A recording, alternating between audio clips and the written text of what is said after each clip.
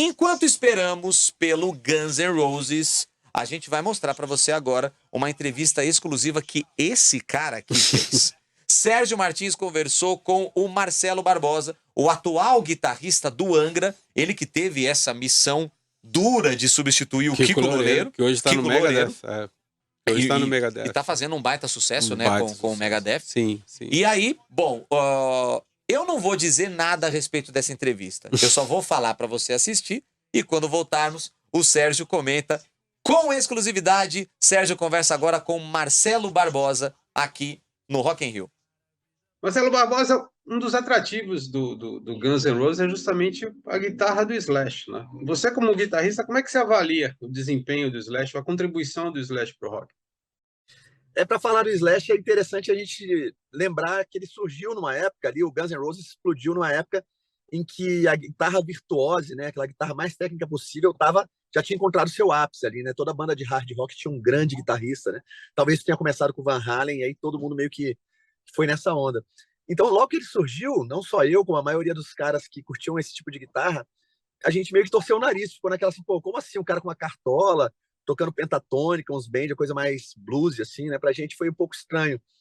Até, obviamente, entender qual era a proposta e o que aquilo significava. Eu acho que o grande lance do Slash é que as linhas de guitarra dele, os solos, as melodias, elas são parte da composição da música. Sem elas, a música seria pior, né? Não é simplesmente um solo. Ela realmente faz parte do que a música é como obra. E eu acho que isso é uma coisa que é difícil, né? De se ver. Cada vez mais difícil de se ver a guitarra tendo esse papel tão predominante, né, numa música. Obrigado, professor. Imagina, estamos juntos. Que legal, hein, gente? Marcelo Barbosa, guitarrista do Angra. Então comente, Sérgio. Tá. Isso que ele disse a respeito do Slash, maravilhoso, né? Sim. Em primeiro lugar, eu queria agradecer ao Paulo Barão e Isabelle Miranda, né, respectivamente o empresário e a assessora de imprensa do Angra, que a gente conseguiu essa entrevista assim na ponta do laço, né? E o Marcelo Barbosa, ele tem uma história interessantíssima, porque quando o Guns N' Roses tinha um guitarrista chamado Bumblefoot, ele sugeriu que o Marcelo Barbosa o substituísse. Então o Marcelo por pouco não integrou o Guns N' Roses, né? Houve uma conversa inicial ali, apesar de que o Marcelo disse que não teve que conversar com o guru espiritual do Axl, que é o Yoda. Sim. A gente já tinha contado essa história, mas vale a pena contar de novo sobre isso. Que todo músico que estava para entrar no Guns N' Roses tinha que conversar com um sujeito chamado Yoda, que era o líder espiritual do Axl Rose. E aí ele teve uma conversa inicial e depois não teve mais resposta. A turnê tinha sido cancelada, a parte que o Marcelo ia atuar tinha sido cancelada e ficou sem resposta.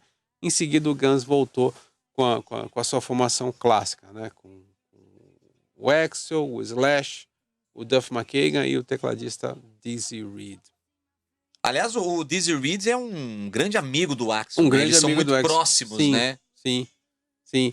Muito, muito amigo. E outra coisa que o Marcelo contou, eu tinha comentado com ele que quando o Guns N' Roses surgiu, as guitarras Gibson, elas estavam meio que fora de moda. Os guitarristas usavam muito a Ibanez ou a Jackson, e o Slash voltou a popularizar a guitarra Gibson. E como, né? E aí o que está interessante, a guitarra Gibson do Slash é falsificada. Ah, não. Gente, para tudo. Sério. Para tudo. Manchetes da manhã de sexta-feira. Guitarra do Slash é falsificada. Conta essa história, Sérgio. O Marcelo me contou essa história, que ele usou a guitarra Gibson, né, nos clipes e nos shows do Guns, e a própria fábrica da Gibson falou, olha, traz a guitarra, a gente queria fazer uma assinatura da guitarra, né, para eternizar você. Aí quando viram, falou, olha, essa guitarra que você comprou é falsa, ela não é Gibson. Gente, ai, que maravilhoso. Histórias do rock and roll. Eu não sabia dessa história. Aliás, eu fiquei falando bobo sobre quando o o Marcelo Slash, me contou essa história. Ele gosta muito de cobras, né? Cobra muito, o Slash. sim. Ainda hoje ele tem Eu acho que sim, ele costume? ele normalmente visitava o Butantã. Então, é justamente o que eu ia falar. Quando ele esteve no Brasil, acho que todas as vezes que ele veio para o Brasil, ele sempre vai lá no Sim. Instituto Butantan. Agora, a autobiografia do Slash é assustadora, É né? mesmo? O vício dele, né, em heroína, todo foi problema, tanto que ele teve que implantar um desfibrilador, né? Nossa. Ele tem um desfibrilador implantado. Então, toda vez que o batimento cardíaco dele cai, ele toma um choque para não morrer. Que loucura, né? É muito louco. Bom, nós vamos começar aqui. A Giza Luna tá Aquele cobrando pessoal- aqui. O pessoal pegou bem pesado. Bora né? contar as histórias do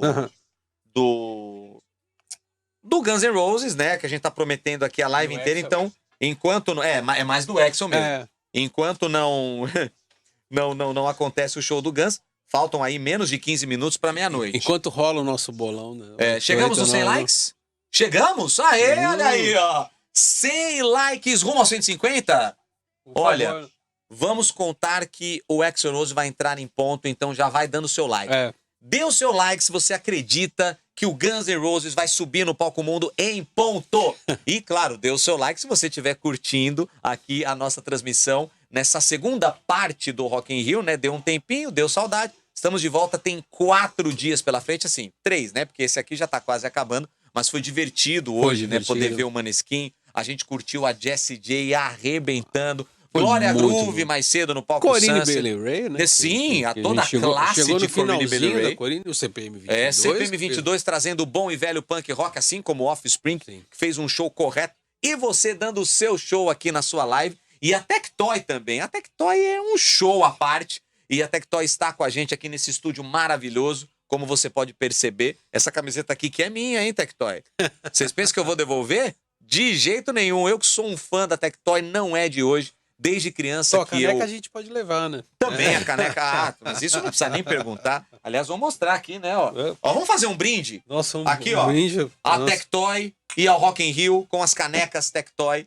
Muito obrigado, viu, gente? A Tectoy tá com a gente aqui em todo o Rock in Rio. No último Eles dia- acreditaram na parada e convido você para acessar tectoy.com.br e conhecer toda a linha de produtos. Eu tenho muitos em casa. Eu tenho o Atari portátil, eu tenho o Mega Drive, esse mais recente, e eu tenho o Pense Bem da época que eu era criança, preservado até hoje, funcionando, o que prova que os produtos da Tectoy, além de serem divertidos, eles têm altíssima qualidade, tá? E você aprende, se diverte em família, para todo mundo brincar junto. E claro, tem muitos outros produtos, né? Você pode conhecer o mini PC, o tablet, a linha áudio, né, com caixas de som maravilhosas, a babá eletrônica da Tectoy, que é incrível. Então, procure nas melhores redes de varejo do Brasil e no site tectoy.com.br e aproveite o QR Code que aparece aqui em todos os momentos da nossa live. Você escaneia o QR Code e você tem 15% off esse presente da Tectoy para você que está acompanhando a live da Mix no Rock in Rio. Bora de história, então? Vamos lá. Bom, a Giza Luna, né, tá cobrando a gente aqui. Ramon Lopes, ó, ele tá dizendo o seguinte, agora vou assistir o Guns, tá acompanhando a gente aqui na live, e ele colocou assim, ó, um show épico. E vai ser mesmo, né? O Guns sempre é épico. Sim. Pro bem ou pro mal. Por bem, Mas eles sempre acabam fazendo história, não tem como ser diferente. é uma duração de um épico, né? Exato. Não é um show, é uma versão nova de Ben-Hur, né? 10 mandamentos. Ó, o Ramon Lopes falando aqui, ó. Ele viu várias cobras aqui no Amazonas, em Manaus. Ele tá dizendo que, ó, o Guns foi dia 4 desse mês. Ele de Manaus aqui, o Ramon Sim. Lopes. Obrigado, viu? Aliás, um beijo pra galera da Mix Manaus. Maravilhoso. Bom, vamos lá. Vou começar com a história que eu mais gosto do Guns N' Roses. Você deve conhecer, Sérgio. E se você Vamos não lá. conhece, eu acho que você vai se surpreender, mas eu acho que o Sérgio conhece, porque ela é até conhecida. Mas para você que não conhece, eu vou ter o prazer de contar a história The Spaghetti Incidents. Essa do espaguete eu não conheço. É o seguinte, das muitas exigências que o Guns pediu para a equipe do Rock in Rio em 1991, na primeira vinda do Guns N' Roses ao Rock in Rio, inclusive naquela época, é bom dizer que o Guns não estava em turnê. Eles não estavam fazendo show, tanto que foi até meio complicado trazer o Guns pro Rock in Rio, porque eles estavam fechados no estúdio, gravando o Use Your Illusion 1 e 2. Então, assim, eles não estavam tocando em shows. Então, houve uma certa dificuldade, mas Roberto Medina e companhia conseguiram trazer. E das muitas exigências, o Axl pediu, assim, muito, mas muito macarrão. Assim, uma quantidade exorbitante de macarrão. ele fez questão de pedir, era uma exigência, tem que ter, tem que ter. Beleza, acabando o show. É um show maravilhoso, né? Um dos shows, porque o Guns tocou duas vezes, né? No Maracanã, em 1991. E os dois shows foram iguaizinhos, né? O roteiro perfeito. O resto da banda foi pra noite, foi pra alguns lugares e tal, e o Axl não foi. Ele ficou ali na Cidade do Rock, ali no Maracanã. Ele falou assim, eu só vou embora depois que eu tomar banho, depois que eu estiver limpo, aí eu vou embora. Então só ficou ele da banda. Aí terminou o banho, tava ali o Axl limpinho, né? Banho tomado e tudo mais. Aí ele tá indo embora, o Amin, que é uma figura conhecida, né, do showbiz brasileiro e que trabalhou e muito, né, com essas exigências todas dos artistas. Ele disse, né, chegou, viu o Axl lá, falou assim, olha, o que eu faço com esse macarrão aqui todo, né, que ninguém pegou, ninguém comeu aqui? Você quer que eu mando pro hotel lá pra você comer com a sua equipe e tal? Aí o Axl pergunta pra ele, quantas pessoas tem na sua equipe? Aí ele, umas 15, umas 16 pessoas. Monta a mesa aqui, bota todo mundo sentado aqui que eles vão comer comigo. E aí, o banquete de Axl Rose com os funcionários. Aí tinha copeira, tinha segurança, tinha todas as pessoas, a equipe mesmo, aquela equipe que rala de verdade, que trabalha por trás do palco, sentaram na mesa com Axl Rose pra comer macarrão na madrugada, depois do show do Guns. Você tem essa noção, incluindo o Amin, que foi convidado também. Só que o melhor dessa história, ou o pior, sabe quem que aparece ali no backstage? O Medina. Roberto Medina entra naquela cena, ele olha, não entende nada, olha feio pro Amin, do tipo assim, Amin, o que você tá fazendo? Você botou os funcionários pra sentar com o Axl? Aí o Amin, ligeiro, porque ele é muito sagaz, quem conhece o Amin sabe, mas quem não conhece, pesquisa no Google. Ele é a figuraça, né? Ele é um cara, assim, de uma alegria muito grande, né? Ele imediatamente levanta e fala, Roberto Medina, você não adoraria sentar para comer macarrão com Axl Rose? O Medina não tinha sacado que era o Axl. O Medina achou que a galera, que a equipe, tava, tipo, na folga. Comendo a comida do Axl. Entendeu? Aí, depois que o Medina notou que ele viu, falou, gente, é o Axl ali sentado. E aquilo foi um momento épico. The Spaghetti Incidents. Olha aí, ó. Essa é uma das histórias impagáveis do Axl Rose no Brasil. Maravilhosa essa história, né, Sérgio? Fantástico. Imagina, você tá ali, você tá trabalhando, ralando no Rock in Rio, nos bastidores. É um trabalho doído, tá, gente? É um trabalho sacrificado. Você encara pessoas mal-humoradas, aceleradas, entendeu? E aí, de repente, o cara que acabou de tocar chama você pra comer um macarrão. Maravilhoso. Eu acho o Axl já tomou tantas atitudes impopulares, né? Que é muito bacana ver isso acontecer. Um gesto dessa magnitude, né? Dessa generosidade. E a história das cadeiras voadoras? As cadeiras voadoras estrelando o Axl Rose. Em 1992, o Guns N' Roses fez finalmente a sua turnê do Use Your Illusion. Acho que eles passaram por Porto Alegre, São Paulo e Rio de Janeiro.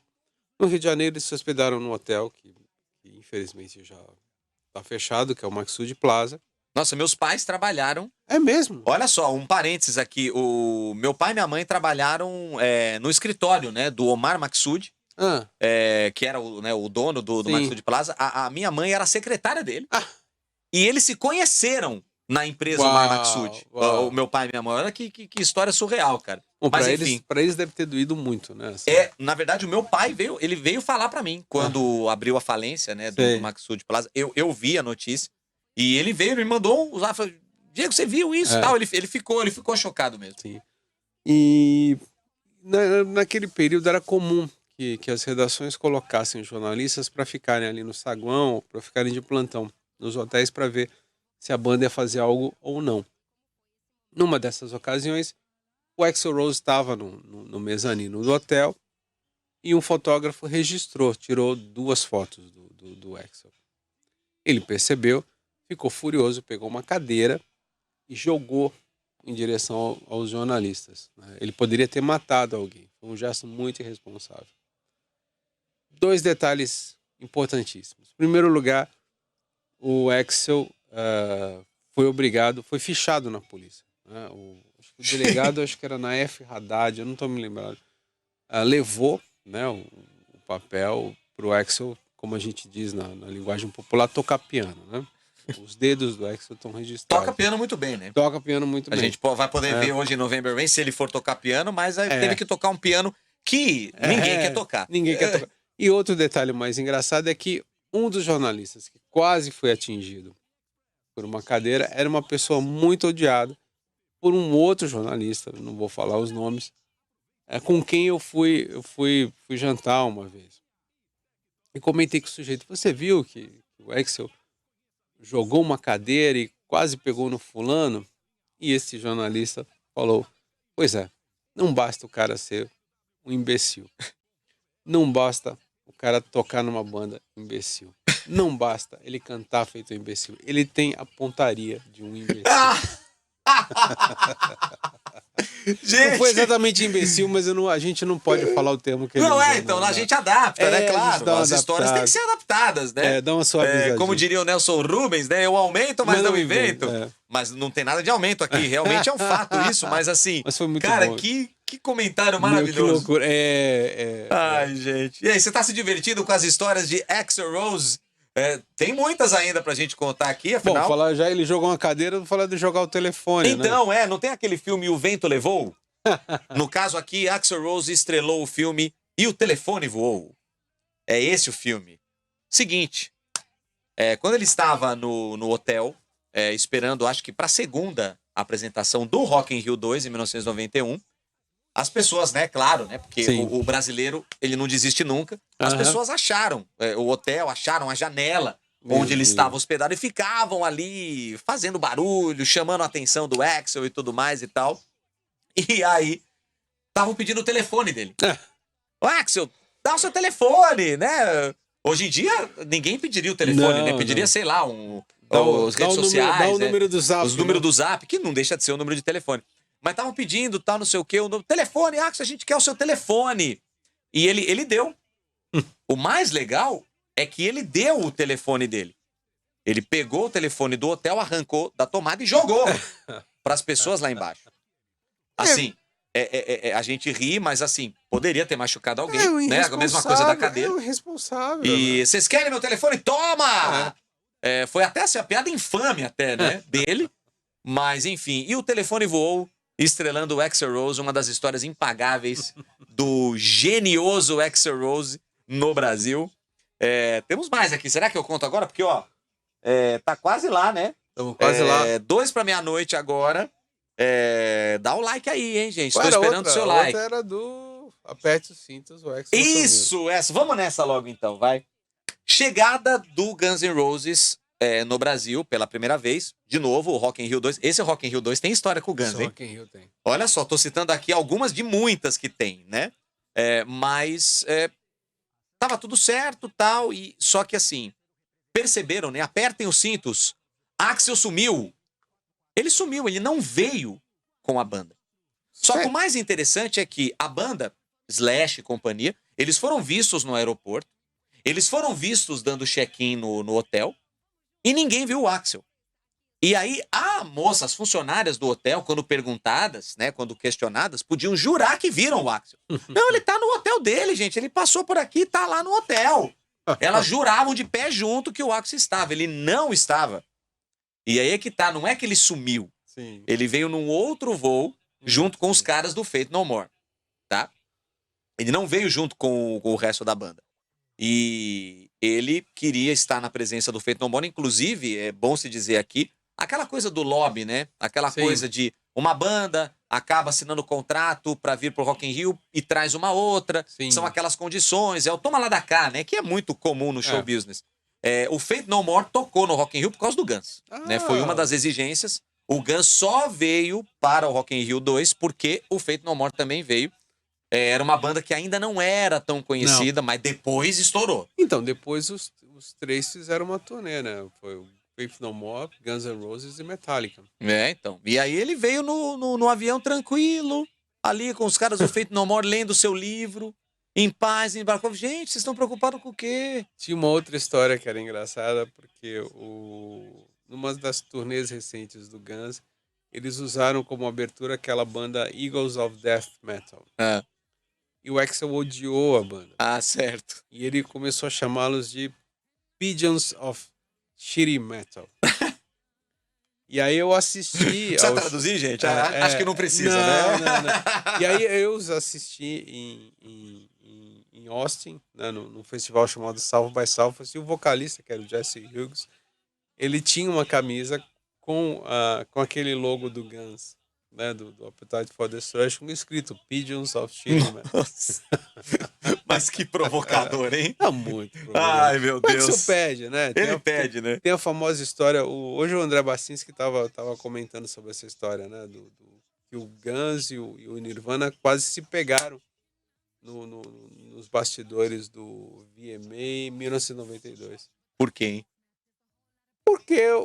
Primeiro porque o Axl pediu para que o Nirvana participasse de uma turnê ao lado do Guns e o Nirvana se recusou. E no VMA, a Courtney Love estava com a filha, com a Frances Bean, e pediu jocosamente para que o Axl fosse o padrinho da Frances Bean. E ele percebeu que era uma zoeira, e xingou ela e quase se pegaram. Nossa, que Tanto situação. que se vocês botarem no YouTube, tem tem eles cantando Lithium, né? Tem a famosa cena que o Chris Novoselic joga o baixo para cima e o baixo atinge o rosto dele. Mas no final, quando eles passam, você tem, acho que era o Dave Grohl falando bye Axl, e depois bye Axl, fazendo um trocadilho, fazendo um trocadilho. As letras ali do nome. E asshole é um xingamento muito duro nos Estados Unidos. Assim. Que loucura, gente. Histórias do Axl Rose. Agora, não se tira a importância do Guns, né? O Guns, assim... O Appetite for Destruction foi o disco que recuperou, né, esse rock pesado. Né? A gente tava muito em falta de um hard rock, até mesmo essa cena glam metal já estava caindo, estava muito exagerada. E o Appetite for Destruction foi o disco que recuperou um pouco essa coisa do rock and roll, né, do hard rock setentista. Né? E é curioso porque... Não sei se teve a ver ou não, mas isso é mais uma análise minha do que eu vou falar aqui. A gente citou agora há pouco o Aerosmith. O Aerosmith teve uma carreira muito sólida nos anos 70, né? Aquele álbum maravilhoso, Toys in the Attic, que tem Walk This Way, tem Sweet Emotion, né? Um álbum fantástico. Eu tenho aquele álbum em vinil. Não, Mama King é do primeiro álbum. É lá do primeiro álbum. O Toys in the Attic é o terceiro álbum já do Aerosmith, né? Same old song and dance, same old song essa acho que é do Rocks, ainda é do segundo álbum. Agora minha memória tá me traindo. Então, não, o Aerosmith eu sou muito ligado à banda e eles tiveram uma carreira muito sólida nos anos 70, só que assim, eles só vão ressurgir de novo lá pouco depois do Guns, né? O Guns, ele meio que puxa a fila. Sim. E aí o Aerosmith ressurge também com aquela tríade, né, maravilhosa, né? Permanent Vacation, depois o Pump, e aí o Get a Grip. E aí eles acabam conquistando esse público que é, de certa forma, o mesmo público do Guns. Tem Sweet Emotion e o See Me assim, Crying. Esse disco não, o Toys in the Attic é maravilhoso. Fora a canção Toys in the Attic. Né? É muito boa. Eu tenho ele em vinil em casa, presente do meu pai, inclusive. Uau. E pude ver o Aerosmith algumas vezes no Brasil. O sucesso do Guns leva o Aerosmith as pessoas... Porque o Aerosmith era uma das referências, né, do Guns N' Roses. E a grande volta do Aerosmith é marcada pela aquela versão do Run DMC, né? Walk This Way. A Walk This Way na versão rap. E, poxa, nos anos 70 aquela música já era um rap. Já era um rap, né? Então vamos combinar, né, que o Run DMC apenas, se inspirou naquilo. Sim. Aquele som faz um enorme sucesso e coloca o Aerosmith de volta no mapa. Sim. E aí eles acabam lançando esses álbuns maravilhosos. E tem outra coisa em relação ao Guns que é muito interessante, é que o Guns foi a banda de abertura do The Cult, né? Quando o The Cult fez aquela turnê Electric de 1987, e o Cult era um sério candidato a se tornar a grande banda de rock ali naquele período, o Guns foi a banda de abertura e acabou superando, obviamente, o The Cult. Bom, eu preciso fazer um comentário aqui que eu ainda não fiz a respeito do Maneskin. Sim. Porque quando acompanhamos o Offspring, se você estava aqui com a gente e acompanhou também, né, você vai se lembrar que a gente brincou que o Noodles, o guitarrista do Offspring, fez uma brincadeira com o fato do Guns N' Roses ser uma banda legendária, né? E aí, na visão do Sérgio, foi uma piadinha. Foi uma espetadinha. O nosso digníssimo Damiano, Ah, o vocalista do Maneskin, ele, pra quem assistiu aí, vai lembrar, ele fez um comentário parecido. sim. Ele falou os lendários. Aham, Os lendários Guns N' Roses. sim. Mas e aí, será que... Mas aí acho que não teve zoeira não, né? Não. Eu Os acho que veinhos do acho que- rock. Mas acho que foi uma sacaneada